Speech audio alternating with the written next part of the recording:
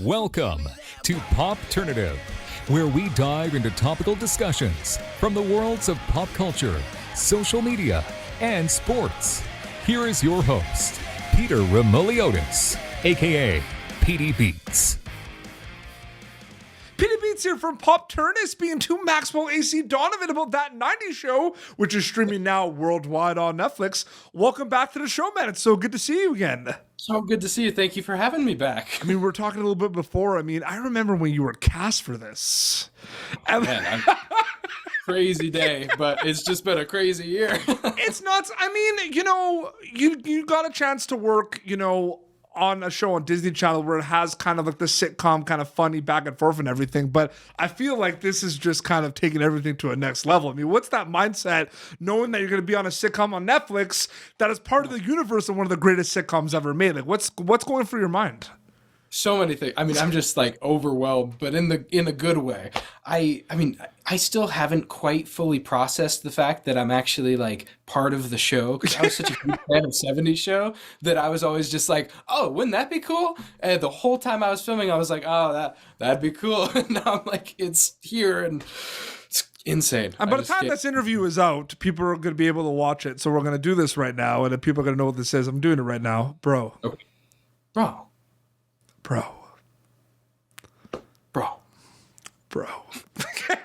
I see. No, that was no, but it's like, okay, so Nate Runk, right?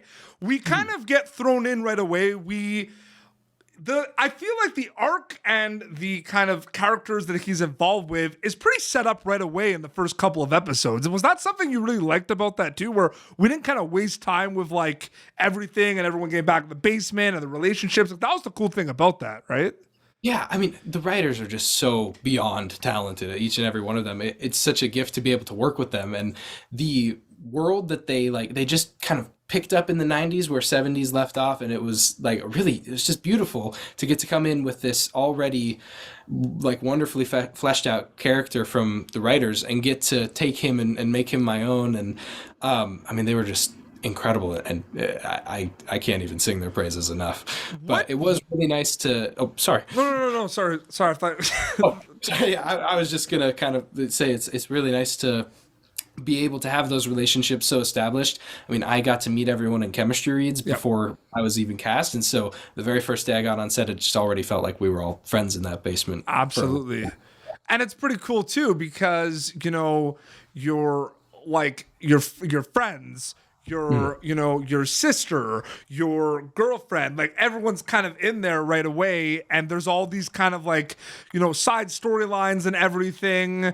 Did you kind of have like kind of these days where you were kind of sitting before you actually go and shoot this, where you're kind of going through the scripts and kind of saying, okay, like Nate's got a lot of kind of things kind of happening. He's growing a lot. He's got his cool things with Jay. He's got his cool things with Nikki. Like, was that kind of also something that you want to do to prepare yourself? Like, how's Nate going to be with all these different characters?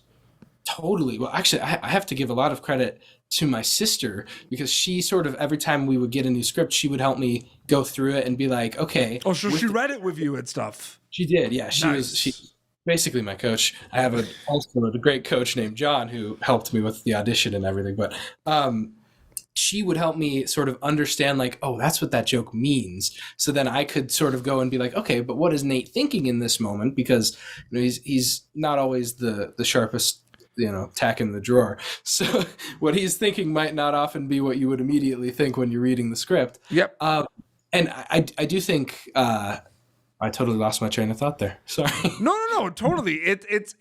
But it's interesting too, where you kind of had.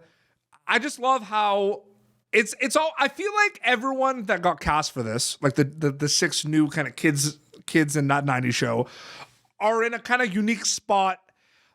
From a storyteller perspective, Max, because there's familiar territory where we know Kitty and Red, and we know that basement, and hello Wisconsin, we're back, right? But then like we don't know Nate Runk, we don't know Leia, so like we don't, and it's a different time. It's the 90s, so that's gonna be kind of cool, right? Where what you're getting yourself into, but at the same time you have no idea. It's a bit nerve-wracking too, right? Definitely. Yeah. I mean, I actually kind of to relate to the question, I found my train of thought briefly. every time we would have like we had the live audience shows every Friday night. And so I'd just be sitting there with my script reading through it. And then the nerves would build up. But then I would get to go step up into the basement and be there with Deborah Jo and Kurtwood. And, I grew up watching them. So I'm just like, and they brought us into their traditions. And that was the moment where all of those nerves just completely convert into adrenaline. And then it's just every night is the best night ever. It's so cool. It's so good. I love Nate's growth and arc where I don't want to go into big spoilers, but there's kind of moments, kind of you said, where he doesn't he doesn't know. Sometimes he's not always. He also doesn't read the room that much, right? Which no, he's very just like he's present. He's just doing what he's doing. He doesn't read the room. But then there's like this. He's a big sports fan and he just wants to party with his friends and like right and everything. But then it's reeled back in a little, and there's some like self-reflection going on, and he's figuring things out, and like, is he happy with the relationship with his girlfriend? And like, I love that. I feel like that was a really cool storyline with Nate. I feel like a lot of like the kids had like heartfelt storylines, but Nate's was one of my favorites, man. So like, what was that like seeing that kind of growth and transition? I mean, again, I just have to sing the praises of the writers. They, like I said, when Nate is sort of like, you would think you would know what to expect, and they still make such a complex character out of him.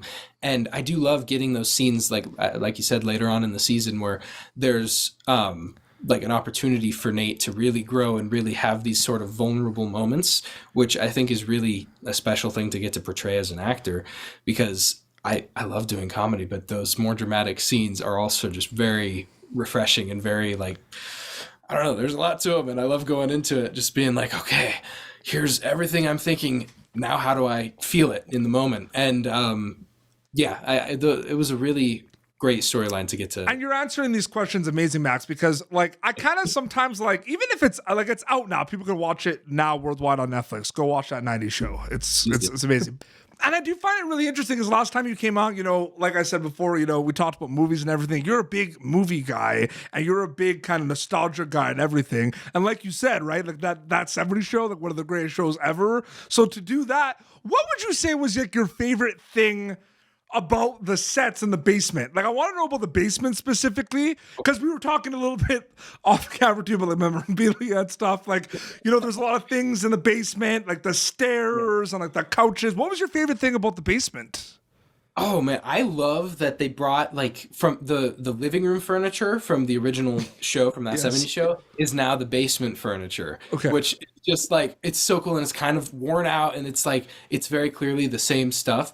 And I also love a little Easter egg is all of that furniture, or at least most of it. I think the couch they had to finagle with a little bit, but it is all original furniture from the set of that 70s show that people had taken home, and when they started filming this, they brought it back. Like, I know the glass grapes are Deborah Jo's, and the big spool table is Mila's, and I was totally geeking out the whole time on set. Everything, I was just like, it's there, it's real, it's, oh my god. Okay. So I do have to ask this, because on that topic of that 70s show, some of the original cast members are back for that 90s show. And there's some really cool surprises and really cool things that we're not going to talk about because people just have to go watch it. But I didn't need to ask this because you were cast, and then an announcement later came out that the original cast was going to like be back. Like, it wasn't like a secret. Like, it was out there. Did you guys find out when everyone else found out, or did you know a little bit earlier? So we had actually shot, I want to say 4 episodes so far. And so there are still some surprises that people haven't found out about, although I suppose when they watch the show, they'll find. But it was so crazy. We got to meet everybody pretty early on in the process. I mean, the first week, a lot of people were there, either in the episode or just to support. And it was very hard to keep that secret from like all my friends at school and everything, because, or even my grandparents, they were like, so is anyone coming back? And I had to just be like, oh, I guess we'll see. But then inside I was freaking out because I was like, but they can't see my camera roll. have all these people? So yeah, I think we found out a couple months before everyone, but then still after that announcement, there were some more people brought back. Okay. So. Yeah. Well, I mean, there was. All I'm gonna say is the real world. And I wanted that's all I'm gonna say because that's probably one of my favorite. Hi, MTV. That's all I'm gonna say. I wish I had that. I didn't know. I wish I had. I didn't know. Okay, so spoiler alert for people who haven't seen, but whatever. Like I put spoilers in the comments. I didn't know Tommy. I didn't read anything. Maybe it was out there that Tommy Chong was coming back. Like I had no idea. Oh, well, it was so funny. So when we did our table read with Tommy, he tweeted about it right after, and we were all like, "Wait, can we talk about it now?" And then like they didn't know that's an announcement for like 6 months, and so the whole time I was just like, "Am I allowed to say this?" And one of my best friend's dads, he was like, "Max, I don't need to know anything about it. Just tell me if Tommy Chong's there." And I was just like, and then 3 weeks later. Did you go like, no, he's not there? Pretty much, yeah. And without getting in trouble, I said no, but I didn't indicate fully that he wasn't in it. So just shifting gears a little bit, Maxwell Acee Donovan is a storyteller, is an actor, is a movie buff, but also, you are an advocate and you are an ambassador. And, recently you and your sister started a nonprofit that I want you to kind of talk to me about, and that's Nature's Negotiators. So Can you just talk a little bit about that and like how it started and the mission statement and where people can check it out? For sure. Well, I mean, a little background. I'm originally from Colorado, and so I grew up surrounded by and loving nature. And my mom is actually an anthropologist, and she has always been a very big advocate for conservation. Yep. And just recently, actually, she took a trip up to Alaska, and she noted that like all of the migration routes are still intact there, and there are a lot of them still intact in Colorado as well. Okay. So that's one of our missions, is to raise funds to purchase specific plots of land in like Alaska and Colorado and eventually other places, and place them into conservation easements, which basically just protect the land from development forevermore, so that those migration routes can be protected and just to preserve the natural beauty of nature. And then we have sort of a couple different mission statements. That's one of them. And then the other one is we want to bring a bunch of parties to the table into sort of a think tank sort of thing. Yeah. And our first one that we're going to focus on is actually the pink salmon as predators in Alaska, and how that problem disproportionately affects all of the communities around it. And we want to bring everyone to the table, like I said, just the commercial fishermen, the hatcheries, the native tribes, like everyone who can make a difference and everyone who is affected by it, so that everyone gets a voice in that conversation and a solution can be reached that everyone is happy with. And then that way change can actually go forward. And is there a website or like social media that people can keep update with that?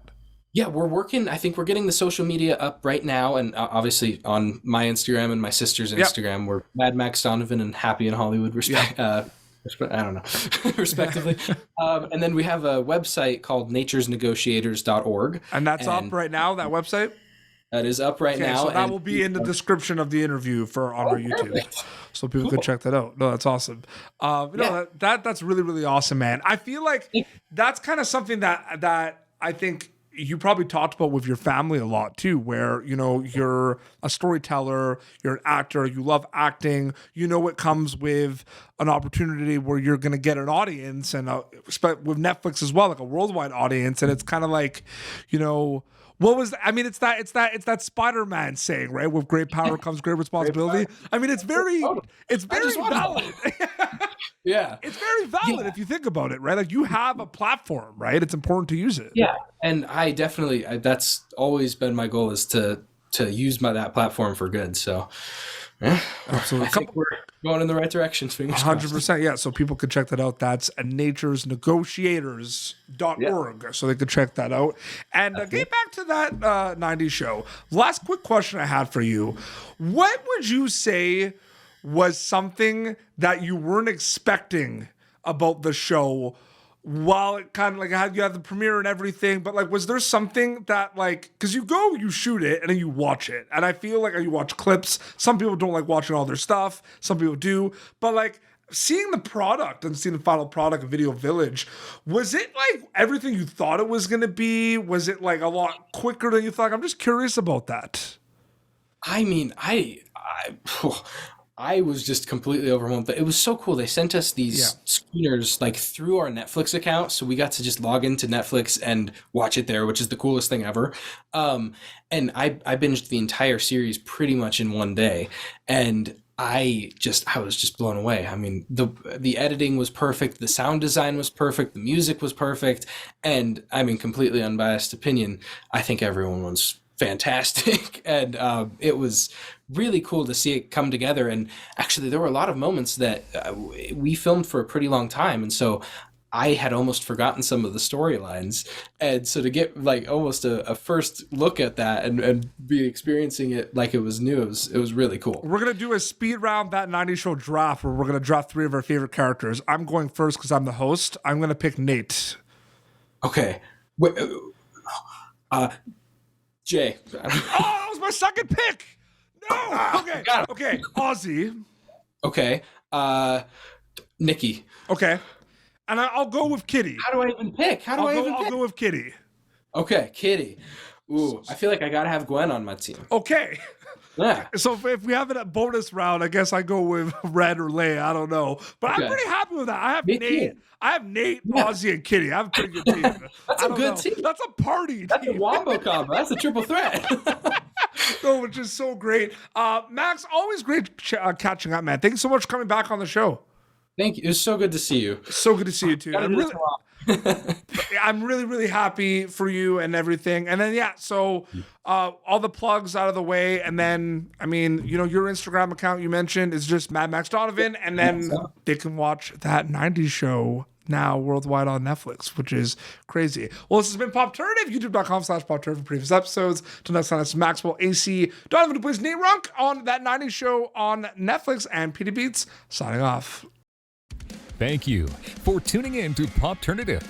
Make sure to check out our past episodes of Popternative on YouTube. Be sure to like Popternative on Facebook and follow us on Twitter. This has been an Autograph Communications production.